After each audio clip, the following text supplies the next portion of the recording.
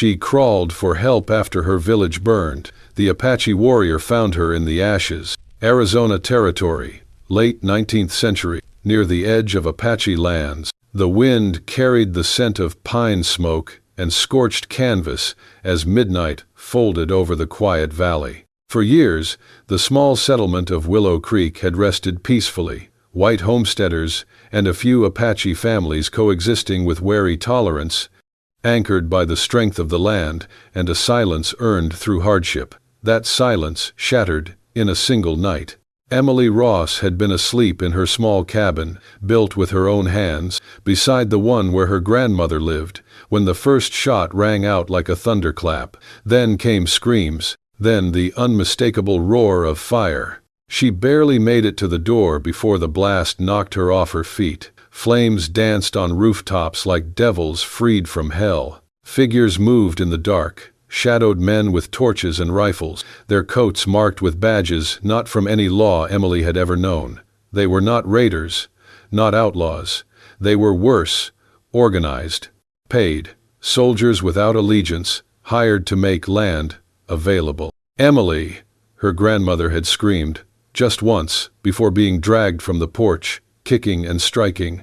That was the last she saw of her. Pain lanced through Emily's leg as a falling beam struck her thigh. She blacked out. When she woke, the stars had shifted. Her mouth was full of ash. The silence was complete. Only the crackle of dying flames and the occasional groan of collapsing timber filled the space where her village had once breathed. She tried to sit up but cried out. Her leg throbbed and bent strangely. She looked down and saw blood soaked through the cloth of her nightdress. Around her, the ground was littered with familiar faces twisted in death, neighbors, friends, a child still holding a burnt wooden horse. Tears blurred her vision. She crawled. She did not know where she was going at first. There was no logic, only instinct. She crawled toward the hills, toward the stories whispered by the older settlers. Stories of Apache warriors who watched from the cliffs and moved like ghosts. Dangerous, they said, unforgiving, but maybe, just maybe, more human than the men who had torched her home. Every movement sent pain through her leg and spine. Her palms blistered on the hot earth, her throat cracked with thirst. But she clutched the leather cord around her neck, a small stone pendant shaped like a crescent, given to her by an old Apache woman who once traded at the edge of the village. The woman had called her child of balance, though Emily never knew what it meant. She crawled past the remains of the well, where the fire had evaporated every drop. She crawled over broken tools, burned hay, half-eaten meals turned to ash. Each yard was a memory. Each breath was a cost. By the time she reached the low rise at the edge of the canyon, dawn had begun to stir the horizon. The sky bled orange through the smoke. Her strength gave out. Her hands trembled. Her lips moved, but no sound came. "I'm not done," she thought. But the world spun. Then she collapsed, face down in soot, the stone pendant warm against her chest, eyes fluttering shut. From behind a rocky outcrop, a figure emerged. Tall, still, wrapped in the colors of sand and shadow. He said nothing. He watched her. His eyes, dark as obsidian, held no fear and no judgment, only recognition. The wind shifted, and the last ember from Willow Creek flickered and died. The warrior did not move, not yet. Southern Arizona, late afternoon, the land where desert meets the edge of Apache mountain territory. The sun hung low, bleeding gold and rust across the rugged hills. The man named Nantan crouched in the shade of a juniper tree, still as stone, watching the pale figure collapsed in the dust. Her clothes were scorched, her skin smeared with ash and blood, yet she gripped a leather cord tightly in her hand. A stone pendant, curved like a crescent moon, hung against her chest, half buried in soot. He recognized it. His jaw tightened. It was not meant for her, not for any white woman. That kind of token passed only between those who understood the old ways. Yet here she was, half dead, barely breathing, but holding on like a wolf with a bone. The fires from the distant settlement still left smoke trails in the sky, stinging the back of his throat. He had seen that smoke before, in another time, in another life. He took a slow breath and stepped forward. The crunch of gravel under his boot stirred the silence. She flinched, eyes flickering open, cracked lips parting. Water. Her voice was more a rasp than a sound. He didn't speak. He knelt beside her, poured a thin trickle from his canteen into her mouth. She coughed, then swallowed, eyes fluttering closed again. Her hand still gripped the pendant. "I'm not your enemy," he said softly, "but you've come where you should not." She did not respond. Her body trembled in his shadow. Nantan stood for a moment longer, torn. The rules were clear. His people did not harbor outsiders, especially not the ones whose kind had stolen land and spilled blood. But there was a weight in his chest that hadn't left since the day his brother died, at the hands of the same type of men who had burned this woman's village. Mercenaries. Paid violence. The same fire, in different uniforms. He could leave her. Let the desert take her. No one would question it. Instead, he bent down and slipped his arms beneath her shoulders and knees. She moaned faintly, her head lolling against his chest as he lifted her. She was light, bones and soot and heat, but the weight of the choice made his legs feel heavy. As he started toward the hidden canyon where he kept his shelter, he spoke more to the wind than to her. "If you survive the night," he murmured, "I'll take you somewhere fire won't follow." It was not a promise he gave easily, but it came from the deepest part of him, the part that had not yet turned to stone. The stone shelter was tucked between red rocks and thornbush, nearly invisible unless one knew where to look. By the time the last rays of sun vanished beyond the ridgeline, Emily lay wrapped in a worn buffalo hide, her leg cleaned and bound. Nantan had worked in silence, methodical, avoiding her eyes even when she stirred. He had set no fire, only glowing coals, masked from the wind. Outside, coyotes howled, and the chill crept in. Inside, Emily opened her eyes to the faint glow from the embers. She didn't know where she was, only that her body hurt less and her thirst had quieted. Her fingers touched the stone pendant at her throat. She turned her head and saw him sitting near the cave's edge, back straight, knife across his lap. His silhouette cut a still figure against the moonlight outside. "You saved me," she whispered. He didn't move. "You held something sacred." She looked down at the pendant. "It was given to me by a woman who once traded wool for thread," she said. "It would help me remember balance." She spoke truth. Silence stretched between them. Emily stared at the cracked ceiling of stone above her, then at the night sky beyond the cave's mouth. Stars blinked in the vast blackness, and the moon rose pale and full. She had never felt more lost, and yet not entirely alone.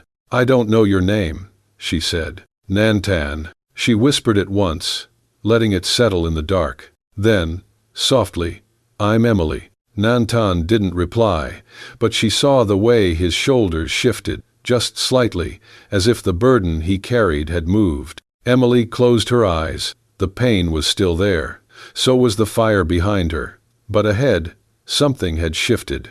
And for the first time since her village burned, she slept.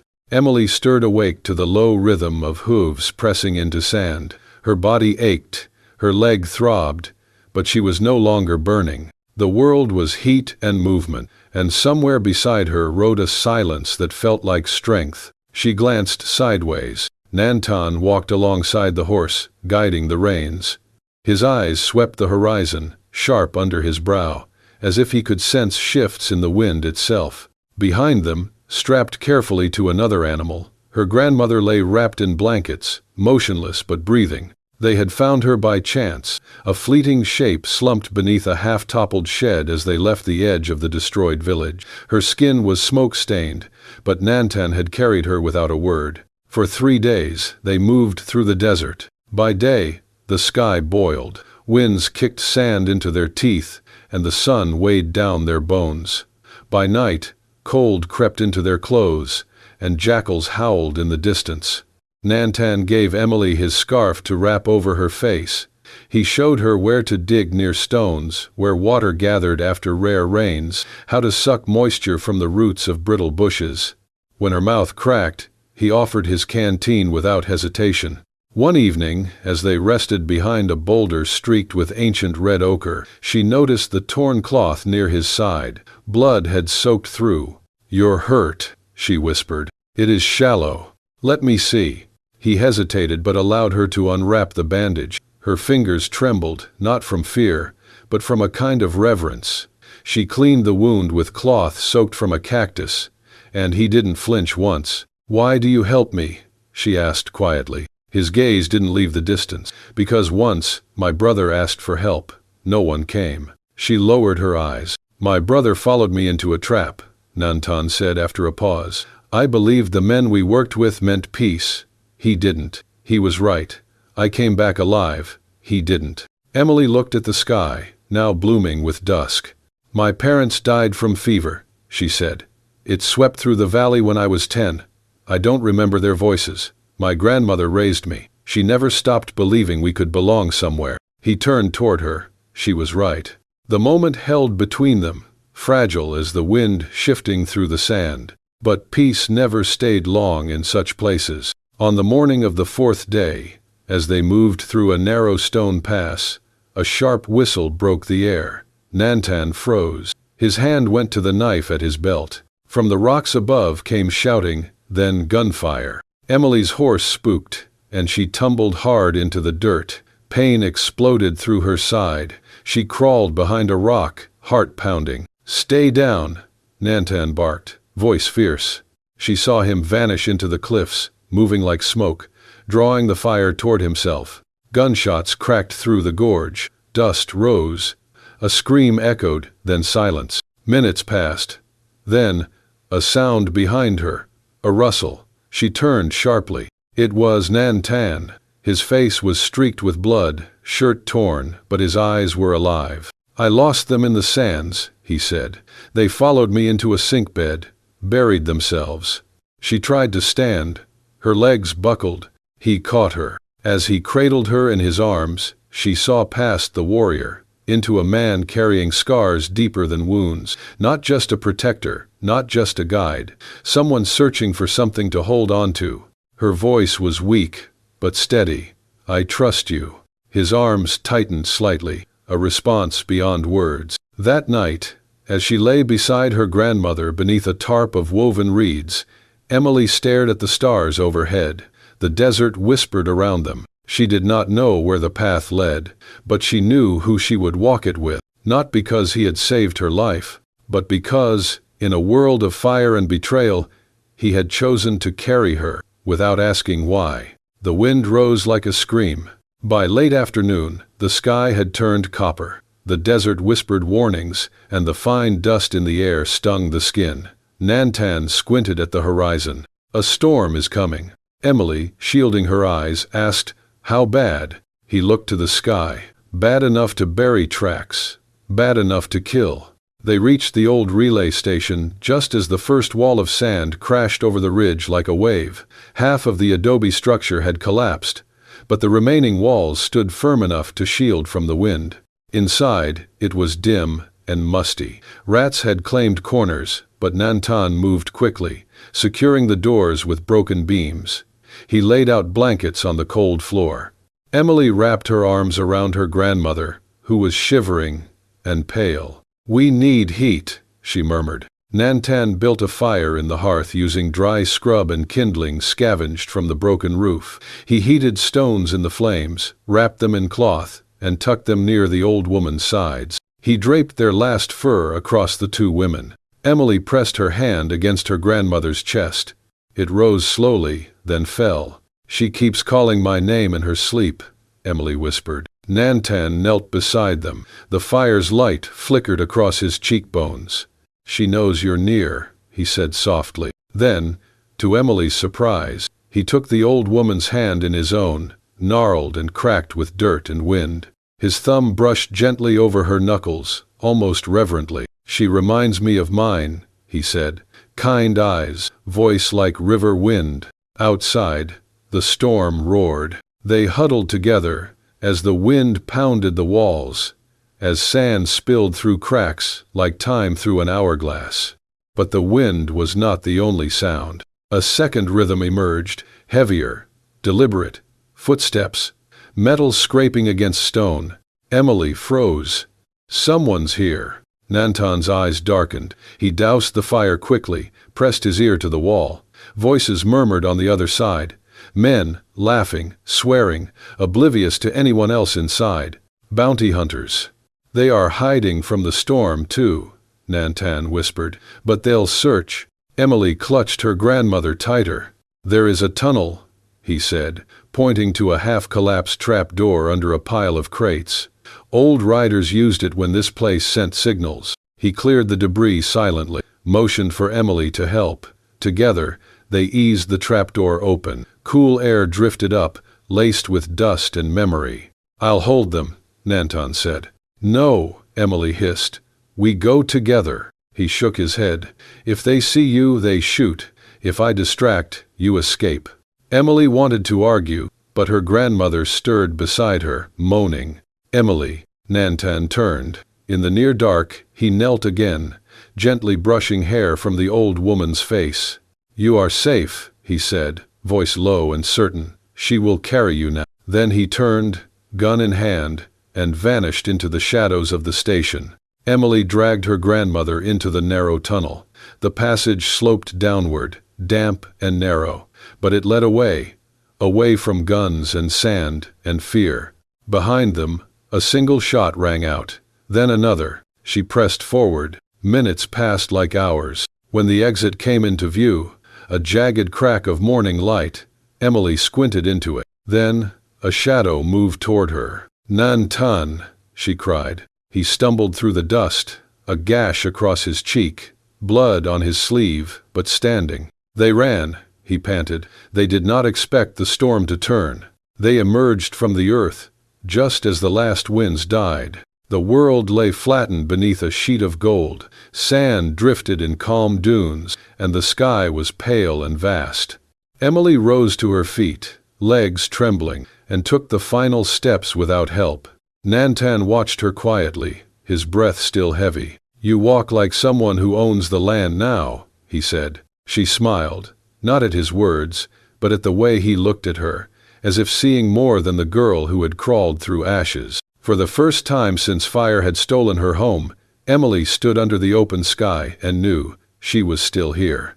The village lay nestled beneath the shadow of red cliffs, huts built from clay and timber, smoke curling from their thatched roofs like soft signals to the sky. When Nantan rode in with Emily, and her grandmother slumped across the horse behind him, silence fell like a stone dropped in still water. Eyes turned, children stopped playing, elders squinted from shaded porches. Emily felt it, the weight of unfamiliar gazes, the sharpness of judgment behind every glance. She tried to sit tall, even as pain gnawed at her side, but she clutched the saddle tighter when a man in feathered braids stepped forward. His voice was deep and measured. She is not of us. She is hunted, Nantan replied, his voice firm. Her people burned, her blood spilled. I found her in the ashes. The man said nothing for a long while, then turned to the others. She stays the night, not more. That night, Emily tended to her grandmother by a fire outside one of the smaller huts. A woman left a bowl of warm water nearby but said nothing. Others walked past without acknowledgement. She should rest, Emily said softly, placing a damp cloth on her grandmother's brow. She is, Nantan replied in Apache, then repeated in English for her. He sat beside them, gently stirring herbs into a broth. He showed Emily how to crush the leaves with flat stones, how to check the old woman's breathing. By the second day, Emily had learned to knead maize into small cakes. Her hands were clumsy, but she laughed with the elder woman who showed her how to press the dough into perfect circles. The first time she got it right, the old woman touched her cheek and nodded once. It felt like a blessing. Children still avoided her. Men watched her with hard eyes, but she kept working, sweeping, mending, learning to speak simple phrases. She whispered them to Nantan at night by the fire. Water, Sunday, safe. One afternoon, while Emily carried water from the stream, a boy no older than 15 stood in her path. His arms crossed, face full of fire. "You are Tro Blanca," he said in a low sneer. "White ash, nothing."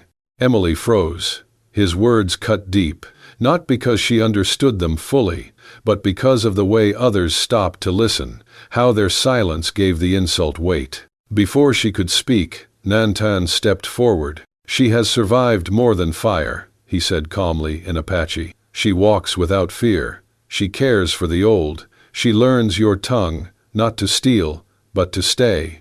The boy stared at him, then turned and walked away. No one else said anything. Later, as the stars came out, Emily sat beside Nantan outside the longhouse. The night was warm, and the drum of crickets filled the space between them. "You didn't have to say anything," she whispered. "I did," he replied, "or they would forget what honor looks like." The next morning, the tack-tack sound of a staff tapped against earth announced the arrival of the village elder. He approached slowly, eyes on Emily. She stood, back straight, heart pounding. "You stay," the elder said, voice heavy with years. "But not because of him." Emily nodded, confused. "You stay because you have not asked. You have only given." Then he added, "But to truly remain, you must show you belong." He turned and left. Emily glanced at Nantan. "I don't know what that means." He looked at her, smile faint but sure. "It means, keep doing what you're doing." The sun was low as Nantan and Emily crouched behind the ridge, watching the dusty outpost below. Crates were being moved, voices barked orders, horses snorted. And at the center, flanked by 2 armed men in long coats, stood Samuel Marlowe, his slick hat tilted back, sleeves rolled up. Marlowe laughed as he opened a wooden crate to reveal rifles, shiny, new, deadly. Emily's heart pounded. She recognized him immediately. The sharp jaw, the cruel mouth, but it was the scar on his wrist, a pale, curved mark beneath his cuff that burned itself into her memory. She had seen it in the firelight, the night her world ended. "He's the one," she whispered. Nantan nodded. "We wait for the signal." Their group, 4 Apache warriors and 2 settlers loyal to neither side but the land itself, had circled the ridge at dawn. The plan was simple: create a diversion, isolate Marlowe, and take him alive. Emily insisted on going in. "I know his face," she said. "Let me do this." Dressed in a dust-streaked poncho, her hair tied back, Emily approached the camp at sunset with a mule and a crate of herbs. "Delivery for Mr. Marlowe," she called out in a thick accent, playing the part of a southern trader.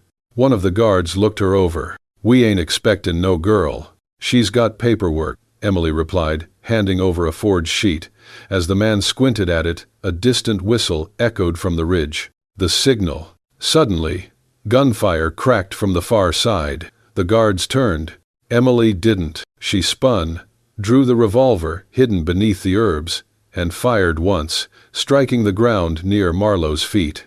He shouted, reaching for his pistol, but before he could draw, Nantan burst from the shadows and tackled him to the dirt. A scuffle erupted. One of the guards raised his rifle at Nantan. Emily screamed.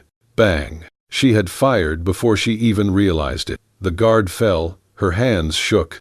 The other men surrendered quickly. Marlowe tried to crawl, but Nantan's boot pressed to his back. "You remember her?" Nantan asked, his voice low. Marlowe spit dust, then looked up.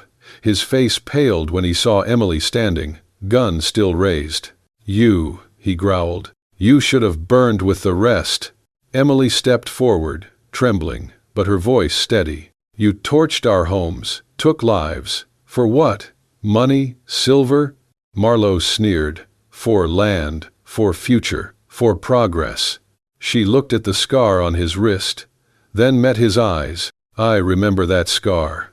I saw it while my neighbors burned." Marlowe laughed once, bitterly. "You'll never prove anything." "You just did," Nantan said. "You confessed." They tied him, gathered the weapons, and left the outpost smoldering behind. That evening, Nantan and Emily stood on the same hilltop where her village once stood. The grass had started to grow back, soft green shoots poking through blackened soil. Emily reached down, letting her fingers touch the earth. "It doesn't smell like smoke anymore," she whispered. Nantan took her hand. The breeze brushed past them, warm and dry. "This ground remembers," he said, "but it forgives too." She leaned into him, eyes closed, for a long moment. Then, they turned together, walking back toward the people now waiting for them, not just to return, but to rebuild. The smoke from the fire curled into the dusk sky, fragrant with roasted corn and wild herbs. Children laughed as they chased each other between tents and new wooden frames, homes still being raised from ash and promise. This land, once scarred by flames and loss, now carried the pulse of a new community. Emily sat beneath a cottonwood tree, weaving at her loom. Her fingers moved with confidence, rhythm, and memory. The patterns she threaded were a blend, symbols from the Apache and motifs passed down from her grandmother's grandmother. Nearby, the older woman sat on a woven mat, telling children the story of the river that ran backward when the stars fell. Across the open yard, Nantan moved easily between groups of boys, showing them how to shape arrowheads and teaching them Apache words for hawk, wind, and hope. His laugh rang out often, deeper, freer than when Emily had first met him in the ash. That night was the first full moon since Marlowe's capture. The entire village, Apache and settlers alike, gathered for a shared feast, a ceremony of peace and beginning.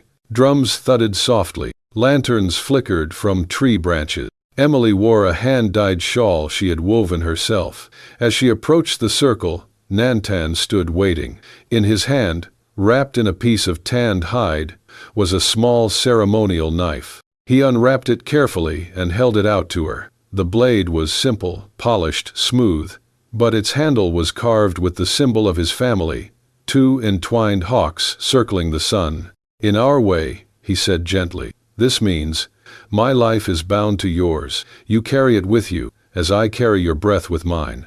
Emily's lips parted, her voice caught. She took the knife slowly, cradling it like something alive. "I never needed a ring," she whispered. "Just this."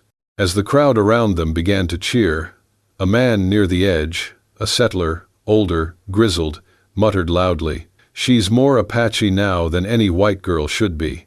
The laughter quieted, eyes turned. Nantan's expression didn't harden. He stepped forward, voice even but clear. "She is my wife," he said, "not by blood, but by choice. She has lived our pain, shared our bread, stood beside me when fire came. If that makes her Apache, then I am proud she is." Silence. Then, the tlek-tlek of the elder woman's cane as she stood up slowly. "Well," said the grandmother, "that's the first time I've heard a man talk straight since my William died." Laughter broke out, louder than before. The man who had spoken looked away, abashed. Later, as the fire crackled and drums rose again, Emily leaned into Nantan's shoulder, watching the flames dance. "I didn't know if I'd ever feel this," she murmured. "What?" he asked. "Safe. Wanted. Home." He didn't answer with words. He just wrapped an arm around her, pulling her close as the people around them sang to the sky. And in that circle of light, Emily knew her journey had ended, not in escape, but in belonging. The grass rippled gently across the open prairie, painted gold under the soft light of early spring. A wooden house stood nestled near the edge of the pine forest, smoke curling lazily from its chimney. It was modest, hand-built with care, but it breathed of peace, of permanence. Emily knelt beside the small garden, planting early herbs as birds trilled above. Behind her, the laughter of a child rang out clear and bright. "Mama, look!" the little girl shouted, holding up a tiny piece of cloth. It was faded and frayed, the last remnant of the burned dress from that long-ago night. But her small fingers had clumsily stitched a red flower into it. Emily smiled, brushing dirt from her hands. "You're learning fast." The child beamed. "Papa says it's good luck if you stitch with your heart." From the edge of the woods, Nantan emerged, carrying freshly chopped firewood. He set it down by the house and walked over, crouching beside his daughter. "And what does your heart say today?" he asked softly. She looked up at both of them, eyes wide and steady. "That this is home." Later that afternoon, Emily stood by the stream behind their house. In her hands, she held a small pouch. She opened it, revealing the ashes of the fabric, the last piece of her past she had kept. The dress that once burned with her village. She let the ashes fall into the water, watching as the current took them gently away, disappearing among the reeds. "I'm not afraid to remember anymore," she whispered. Nantan stepped beside her. He said nothing, just took her hand. She turned to him, voice quiet. "You didn't just save me, Nantan. You gave me a place to live, really live." He met her gaze, his eyes reflecting the soft glint of the stream. "And you taught me how to live, not just survive." From behind, the sound of feet in the grass. Their daughter ran toward them, her braid bouncing behind her, a drawing in hand, 3 figures holding hands under a pine tree, the sun rising above. "One day," she said, breathless with joy, "I'm going to tell this story too, but in my own voice." Emily knelt, embracing her, "And we'll listen, every word." As the sun began to dip behind the hills, the 3 of them sat together on the porch. The wind carried no smoke, only the scent of pine and fresh earth. Laughter, soft and steady, rose with the dusk. The camera would pull back here, over the house, over the meadow, the trees, the stream. The story did not end with running away. It ended with the choice to stay, to rebuild, and to love the land where ashes once lay. Thank you for joining us on this emotional journey through fire, ash, and healing. She crawled for help after her village burned. The Apache warrior found her in the ashes is more than just a love story. It's about survival, trust, and the power of choosing to stay when running feels easier. If this story moved you, hit that hype button to let us know you want more heartfelt tales like this. And don't forget to subscribe to the Wild West Love Stories channel, where every frontier has a heartbeat, and every legend begins with love. See you in the next ride across the West.